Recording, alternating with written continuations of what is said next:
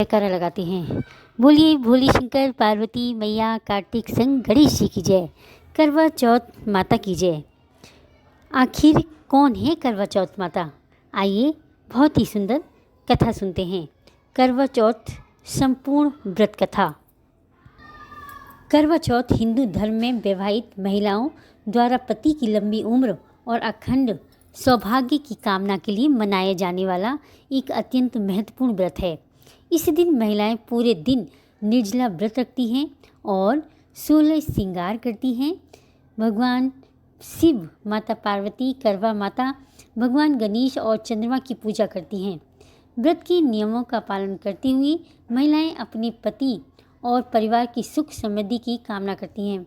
भारतीय महिलाओं के लिए करवा चौथ का व्रत सबसे महत्वपूर्ण होता है, क्योंकि यह व्रत अखंड सौभाग्य की प्राप्ति और पति की लंबी आयु की कामना करते हुए किया जाता है।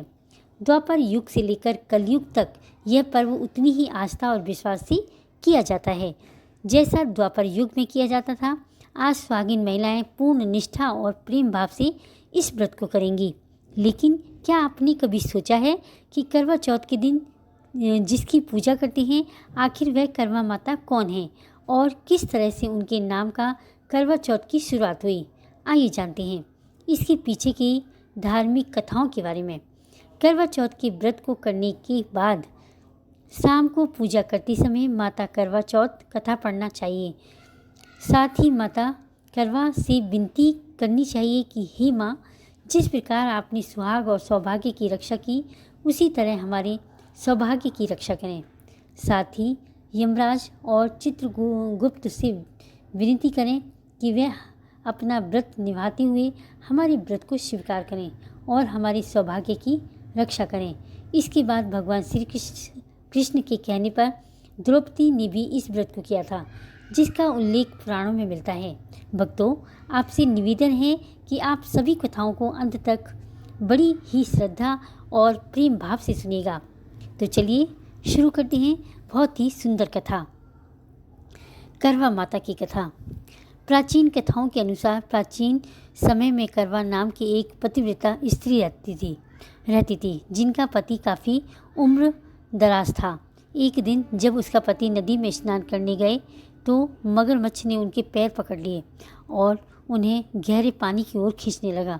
करवा के पति ने मदद के लिए अपनी पत्नी को पुकारा।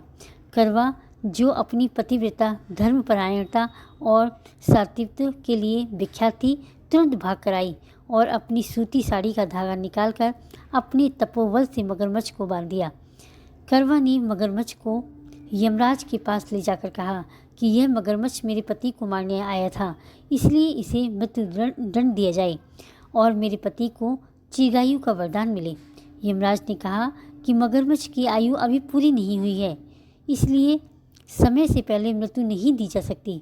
करवा ने दृढ़ता और भक्ति के साथ कहा कि यदि मेरे पति को चिरआयु का वरदान नहीं दिया गया तो मैं अपने तपोबल से आपको नष्ट कर दूंगी। करवा की प्रबल भक्ति और तपोबल को देखकर यमराज और चित्रगुप्त चौंक गए और सोच में पड़ गए कि क्या किया जाए। अंततः यमराज ने मगरमच्छ को यमलोक भेज दिया और करवा के पति को चिरआयु का आशीर्वाद प्रदान किया। चित्रगुप्त ने भी करवा को सुख समृद्धि का आशीर्वाद दिया और कहा कि जिसने अपने पति के प्राणों की रक्षा की है वह वास्तव में मैं प्रसन्न हूँ। उन्होंने वरदान दिया, यह देखकर मैं प्रसन्न हूँ। उन्होंने वरदान दिया कि उस दिन जो महिला श्रद्धा और विश्वास के साथ करवा चौथ का व्रत करेगी, उसके सौभाग्य और पति की रक्षा स्वयं करेंगे। इस कारण कार्तिक मास की चतुर्थी तिथि और करवा नाम के मेल से इस व्रत का नाम करवा चौथ पड़ा। बाद में भगवान श्री कृष्ण के मार्गदर्शन पर पांडवों की पत्नी द्रौपदी ने भी यह व्रत किया। करवा चौथ का व्रत केवल पति की लंबी उम्र के लिए ही नहीं, बल्कि पतिव्रता धर्म, विश्वास और भक्ति का परिवार की रक्षा के प्रतीक के रूप में भी अत्यंत महत्वपूर्ण है। इस दिन महिलाएं सुबह से लेकर रात तक निर्जला व्रत रखती हैं। पूजा, आराधना और 16 श्रृंगार के माध्यम से अपनी भक्ति और समर्पण का प्रदर्शन करती हैं। शिव, पार्वती, करवा माता और गणेश जी चंद्रमा की पूजा के बाद महिलाएं अपने पति की लंबी उम्र और परिवार की सुख समृद्धि के लिए कामना करती हैं।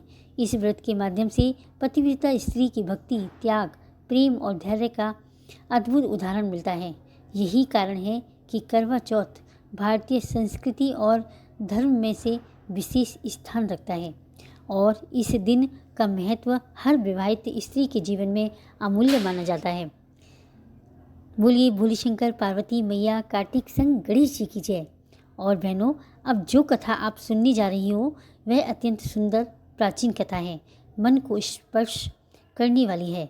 यह कथा है माता करवा की व्रत कथा, जो हर सुहागन स्त्री को अखंड सौभाग्य, सुख, समृद्धि और अटूट वैवाहिक जीवन बंधन का वरदान प्रदान करती है। जो भी स्त्री इस पवित्र कथा को सच्चे मन से श्रवण करती हैं, उसकी सुहाग की रक्षा स्वयं माता करती हैं और पति पत्नी के बीच सदैव प्रेम बना रहता है।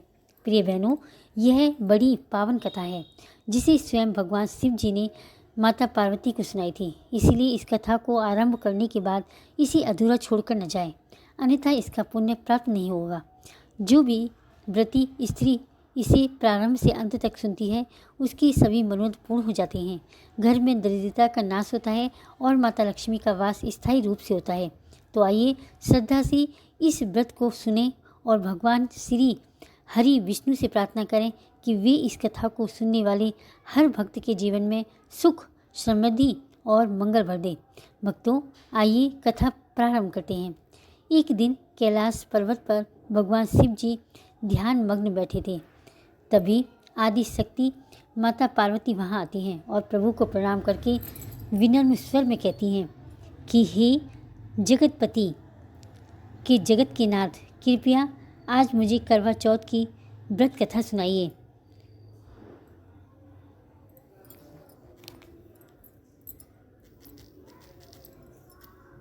मैं कथा सुनने के लिए अत्यंत उत्सुक हूँ।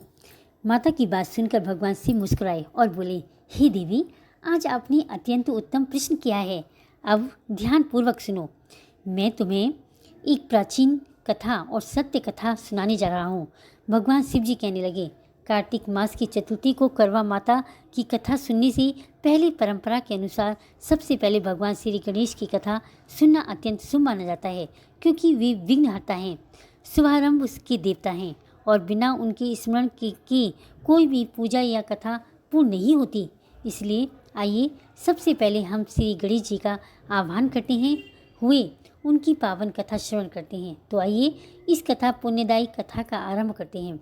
विघ्नहर्ता भगवान गणेश जी की अमर सुहाग और अमर पीहर देने वाली अद्भुत कथा से एक बार की बात है। एक भाई और एक बहन थे। बहन का विवाह हो चुका था और भाई अपनी पत्नी के साथ अपने घर में रहता था। बहन का नियम था कि वह प्रतिदिन अपने भाई का मुख देखकर ही भोजन करती थी। इसलिए वे ससुराल का सारा कार्य शीघ्र पूर्ण कर रोज अपने भाई के घर जाया करती थी। एक दिन मार्ग में पीपल के नीचे गणेश भगवान की मूर्ति रखी हुई थी। उसने भगवान को नमन के साथ कहा कि हे गणपति देव, मेरे जैसा अमर सुहाग और मेरे जैसा अमर पीहर सबको दीजिएगा। यह कहकर वह आगे बढ़ गई। रास्ते में झाड़ियों के कांटे उसके पैरों में चुभ गए।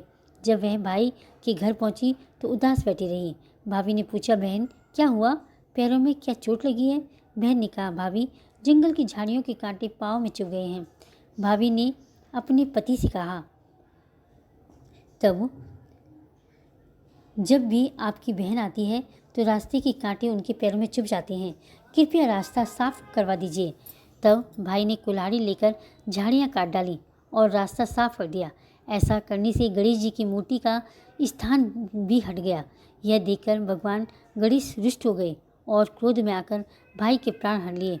जब लोग अंतिम संस्कार के लिए भाई को लेकर जा रहे थे तो भाभी रोती हुई बोली, थोड़ी देर और ठहरो, उनकी बहन को आने वाली है, वह अपने भाई का मुख देखे बिना नहीं रह सकती। तब लोग कहने लगे, आज तो देख लेगी पर कल कैसे देखेगी। उधर बहन रोज की तरह भाई का मुख देखने के लिए चली तो देखा कि रास्ता साफ है और सिद्धि विनायक की मूर्ति भी वहाँ नहीं है। उसने गणेश जी को पुनः उचित स्थान पर विराजित किया और हाथ जोड़कर कहा, हे प्रभु, मेरे जैसा अमर सुहाग और मेरे जैसा पीहर सबको देना। भगवान गणेश ने प्रसन्न होकर कहा, बेटी 7 खेजड़ी की पत्तियां लेकर उन्हें कच्चे दूध में घोलकर अपने भाई पर छिड़क देना, वह जीवित हो जाएगा। बहन ने वैसा ही किया और उसका भाई जीवित हो गया। वह वही पावन कथा है जिसे सुनने मात्र से गणेश भगवान की कृपा प्राप्त होती है। जय श्री गणेश। बोलिए गणेश जी महाराज की जय।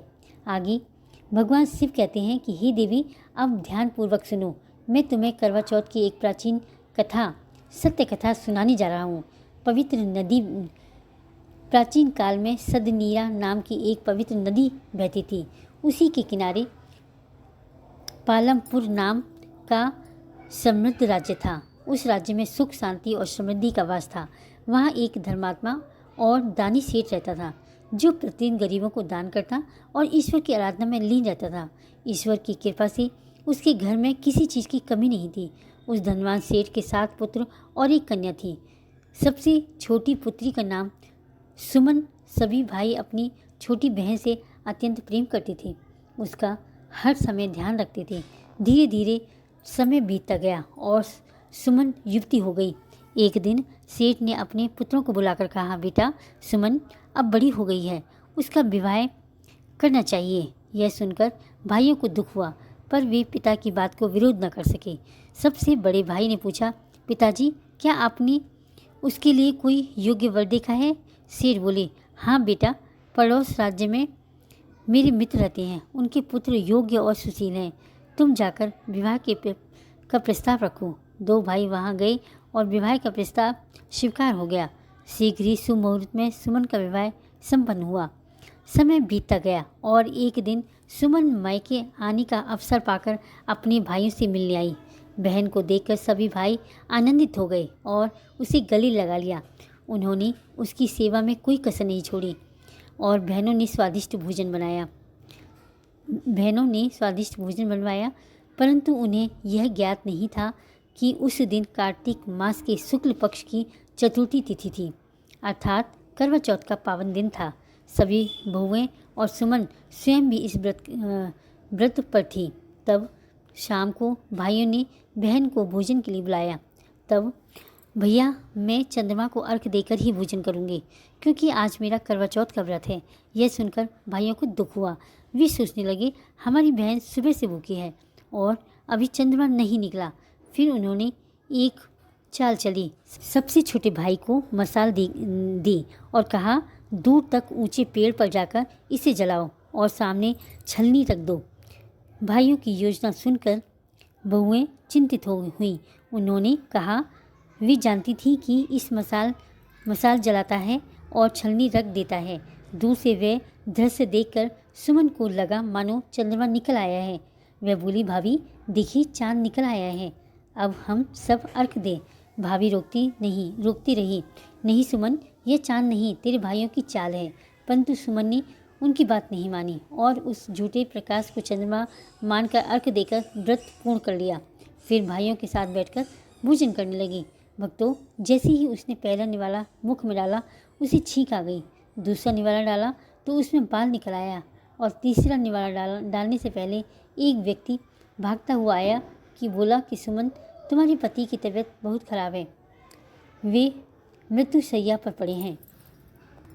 जय गौरी शंकर। प्रिय माताओं बहनों, आज हम इस कथा को श्रवण करने जा रहे हैं। ये करवा चौथ व्रत की अत्यंत पवित्र जीवनदायिनी कथा है। भक्तों, जैसे ही सुमन ने उस व्यक्ति के मुख से अपने पति की गंभीर बीमारी का समाचार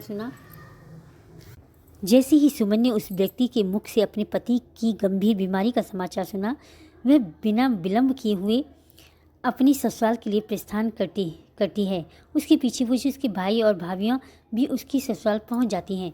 वहां जाकर उसकी भाभी ने उसे सच्चाई बताई कि उसके साथ ऐसा इसलिए हुआ क्योंकि उसने करवा चौथ का व्रत अधूरा छोड़कर तोड़ दिया था। उसके भाइयों ने उसे भोजन कराने के लिए दूर किसी पेड़ पर चढ़कर मसाल जलाई और छलनी लगाकर यह झूठ कहा था कि चांद निकल आया है, और सुमन ने उनकी बातों को सच मानकर अपना व्रत भंग कर दिया था। इसी कारण से उसके पति की तबीयत खराब हो गई है।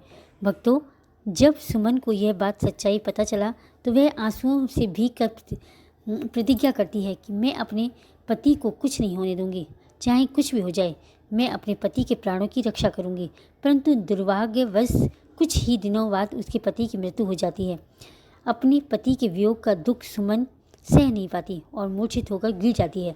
जब उसे होश आता है, वह चित्कार करती हुई कहती है कि मैं अपने पति का अंतिम संस्कार नहीं होने दूंगी।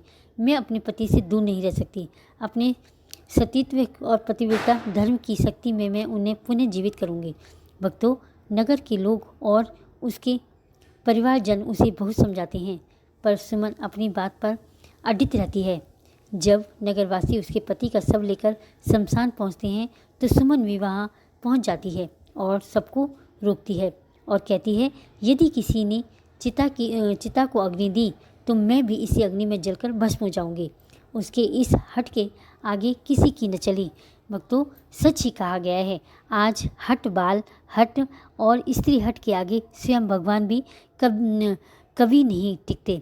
जब लोग विवश होकर वहाँ से लौट जाते हैं, सुमन अपने मृत पति को लेकर जंगल की एक झोपड़ी में रहने लगती है और दिन रात भगवान की आराधना, व्रत और तप करने लगती है। पूरा 1 वर्ष बीत जाता है।